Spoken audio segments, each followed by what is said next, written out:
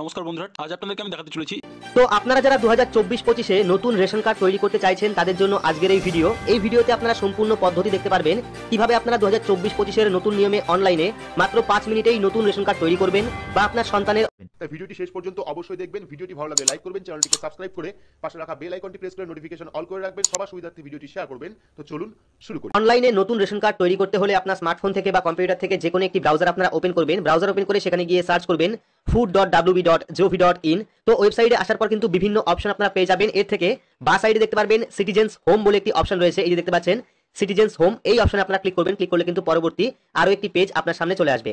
তো পরবর্তী পেজে কিন্তু আপনারা তিনটে অপশন পেয়ে যাবেন। এখান থেকে প্রথম যে অপশন পাচ্ছেন রেশন কার্ড রিলেটেড কর্নার, এই অপশন আপনাদের ক্লিক করতে হবে। ক্লিক করার জন্য ক্লিক টু নো মোর অপশনে ক্লিক করবেন। ক্লিক করলে কিন্তু পরবর্তী আরো একটি পেজ আপনার সামনে চলে আসবে। এবার পরবর্তী পেজে আপনারা দুটো অপশন পেয়ে যাবেন, একটা হলো self service of ration card এবং সেকেন্ডটা হলো অফিস অনুমোদন প্রয়োজন পরিষেবা। তো আপনাদের কি করতে হবে, সেকেন্ড অপশনে ক্লিক করতে হবে, অর্থাৎ অফিস অনুমোদন প্রয়োজন পরিষেবা। এই অপশনে গিয়ে ক্লিক টু নো মোর অপশনে ক্লিক করবেন। ক্লিক করলে পরবর্তী আরো একটি পেজ আপনার সামনে চলে আসবে। এবার দেখতে পাবেন দুটো অপশন রয়েছে, একটা হলো অনলাইন আবেদন আর একটা হলো অফলাইন ফর্ম ডাউনলোড করার জন্য। তো আপনারা কি করবেন, অনলাইন আবেদন করার জন্য ক্লিক টু নো মোর অপশনে ক্লিক করবেন, ফার্স্ট অপশন।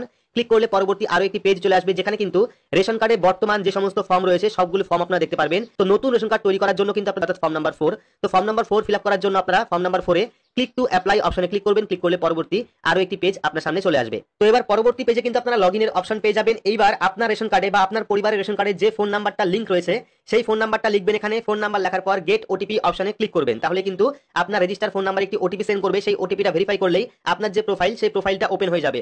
যদি কোনো কারণে না জানেন যে আপনার রেশন কার্ডে কোন ফোন নাম্বার লিংক রয়েছে, সেক্ষেত্রে এই যে অপশন দেখতে পাচ্ছেন I don't know which mobile number I have in my ration card, এই অপশনে ক্লিক করবেন। ক্লিক করার পর আপনার রেশন কার্ড নাম্বার দেবেন, সাবমিট করলেই কিন্তু দেখিয়ে দেবে যে আপনার রেশন কার্ডে কোন ফোন নাম্বার লিংক রয়েছে। তো এখানে আমরা ফোন নাম্বার দেবো, দেওয়ার পর গেট ওটিপি অপশনে ক্লিক করব।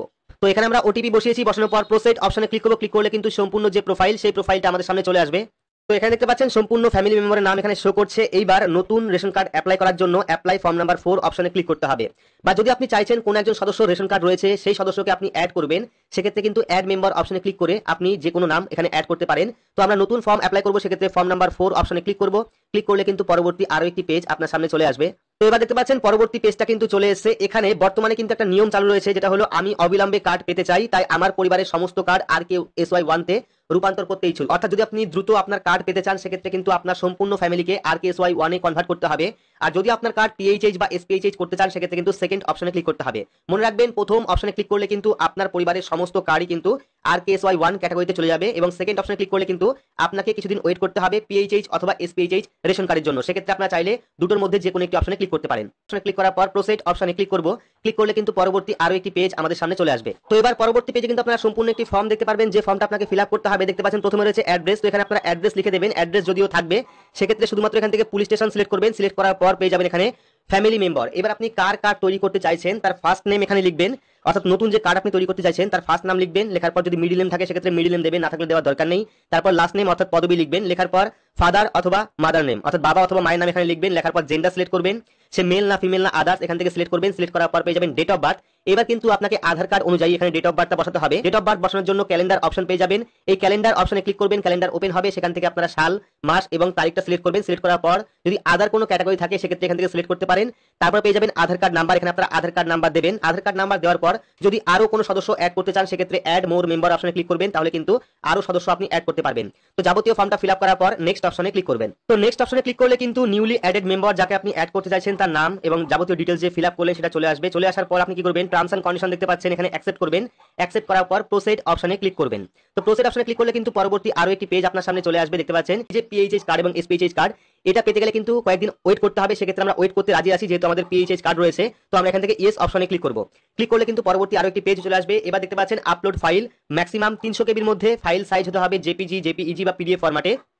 এবার কিন্তু এখানে আপনাকে আধার কার্ড আপলোড করতে হবে। আধার কার্ড আপলোড করার জন্য চুজ ফাইল অপশনে ক্লিক করবেন, আপনার গ্যালারি ওপেন হবে। সেখান থেকে আপনি যে সদস্যর নতুন রেশন কার্ড তৈরি করতে চাইছেন তার কিন্তু আধার কার্ডটা এখানে আপলোড করতে হবে। আপলোড অপশনে ক্লিক করব, দেখতে পাবেন ডকুমেন্টটা কিন্তু এখানে আপলোড হয়ে যাবে।